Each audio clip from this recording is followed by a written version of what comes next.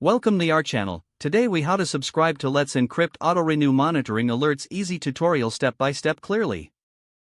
Start by visiting the Let's Encrypt website. Look for the section dedicated to documentation. Click on the link that leads you to auto renewal options. Read through the information presented on this page. Locate the section about monitoring alerts. Next, find the recommended tools for tracking your certificate status. Choose a monitoring tool that suits your needs. Follow the links provided to that specific tool's website.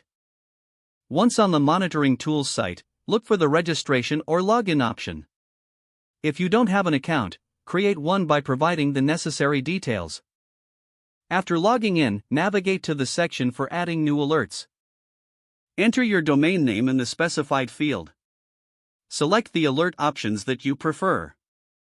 This may include email notifications or dashboard alerts. Ensure your contact information is correct for receiving alerts. Confirm your settings by clicking on the Save or Submit button. Wait for a confirmation message indicating that your alerts have been set up. Make sure to check your email for a verification message if required. Once verified, you'll start receiving notifications about your SSL certificate status. Regularly check your monitoring tool's dashboard for additional insights. This will help ensure your certificates are always up to date. Stay alert for alerts relating to your certificate renewals. Following these steps keeps your site secure and your certificates managed.